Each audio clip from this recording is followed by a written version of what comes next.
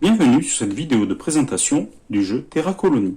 Au XXIIIe siècle, l'humanité prit conscience de l'importance de préserver la Terre et sa biodiversité. Les peuples de la Terre décidèrent que désormais les ressources indispensables à l'humanité seraient collectées sur les autres planètes du système solaire. Afin de faciliter la collecte de ces ressources, les peuples de la Terre créèrent plusieurs mégacorporations. À la tête d'une de ces mégacorporations, votre objectif sera d'obtenir le maximum de points de victoire. Il y a trois façons d'obtenir des points de victoire. Tout d'abord, s'emparer de monopoles sur les ressources indispensables à l'humanité, réaliser un objectif secret qui vous est attribué en début de partie, réaliser des objectifs temporaires qui seront piochés dans la pile des cartes événements. Une partie se déroule en tour de jeu. Un premier joueur sera désigné aléatoirement. Le joueur jaune est le premier joueur. À son tour, il doit tout d'abord piocher une carte événement. Cette carte événement doit être résolue immédiatement et elle permet de déterminer le nombre de points d'action dont disposera le joueur à son tour. Les points d'action permettent de réaliser deux choses. La première est de recruter de nouveaux colons. Chaque colon recruté coûte un point d'action. Par exemple, le joueur jaune peut recruter 2 colons pour 2 points d'action. La deuxième chose que l'on peut faire avec ces points d'action est de déplacer des colons. Chaque colon déplacé coûte 1 point d'action. Dans notre exemple, le joueur jaune qui dispose de 6 points d'action en a déjà dépensé 2 pour des recrutements. Il peut donc déplacer 4 colons sur une planète du système solaire. Ensuite, le joueur vérifie s'il peut s'emparer d'un des monopoles sur les ressources indispensables à l'humanité. Un tour vient de s'écouler. C'est à nouveau au tour du joueur jaune. Il tire une carte événement. Mercure n'étant pas colonisé, cette carte est sans effet. Le joueur jaune dispose de 5 points d'action à ce tour. Il va recruter 2 colons et en déplacer 3 sur Mercure. Le joueur jaune occupe à la fois les astéroïdes et Mercure. Il peut donc réclamer le monopole du potassium.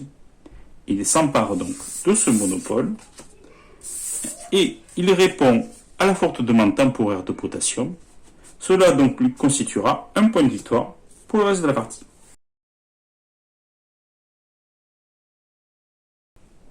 Il arrivera en cours de partie qu'un joueur veuille occuper une planète qui est déjà colonisée par un joueur. Le joueur peut alors décider de combattre, mais il peut également décider de cohabiter. Si le joueur blanc souhaite cohabiter, le joueur jaune est interrogé. S'il accepte lui-même la cohabitation, les deux joueurs pourront occuper simultanément Mercure. Si les deux joueurs ne peuvent s'entendre que la cohabitation est impossible, un combat va intervenir entre blanc et jaune. Les joueurs impliqués dans un combat vont chacun piocher autant de cartes combat qu'ils n'ont de colons engagés dans le combat. Jaune va donc piocher 3 cartes et blanc en piochera 4.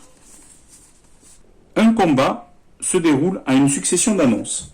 La première annonce est toujours effectuée par l'attaquant, c'est-à-dire par le joueur qui a refusé la cohabitation. Une attaque consiste à annoncer un nombre suivi d'un des 2 symboles, soit carré, soit rond. Lorsqu'un joueur fait une attaque, il estime qu'il y a entre sa main, mais également celle de son adversaire, un nombre de symboles au moins égal à celui qu'il a annoncé. Par exemple, jaune, en annonçant 3 carrés, ne prend aucun risque puisqu'il les a déjà dans sa main. Le joueur blanc a 2 choix, soit effectuer une meilleure attaque, soit contrer l'attaque. Pour effectuer une meilleure attaque, le joueur doit annoncer un nombre de symboles supérieur à l'attaque précédente.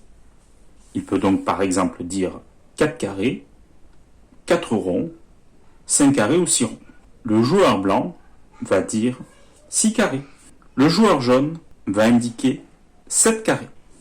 Le joueur blanc va décider de contrer cette attaque. Les deux joueurs vont alors révéler leurs mains. Et l'on va compter le nombre de carrés présents entre leurs deux mains. Il n'y en a que 6 et non 7. L'attaque de jaune a été valablement contrée par blanc. Jaune perd le combat. Lorsqu'un joueur perd le combat, il doit quitter la planète. Dans leur fuite, la moitié de ces colons, arrondis au chiffre supérieur, vont mourir. Le colon qui survit dans notre exemple pourra être soit replacé sur Terre, soit sur une planète qui est toujours occupée par le joueur jaune, par exemple les astéroïdes. Le joueur jaune doit également abandonner tous les monopoles qu'il a constitués en lien avec la planète qu'il vient de quitter. Par exemple, il a perdu le monopole du potassium. Les joueurs qui ne participent pas au combat peuvent parier sur l'issue de ce dernier. Pour cela, les joueurs prennent un colon de leur réserve et le placent soit sur le nom de l'attaquant, soit sur le nom du défenseur. Le joueur qui remporte son pari va pouvoir replacer ce colon sur le plateau, soit sur Terre, soit sur une planète qu'il occupe déjà. Une partie de Terra Colonie se termine lorsque la pile des cartes bleues est vide. Voilà, merci d'avoir suivi cette vidéo, à bientôt.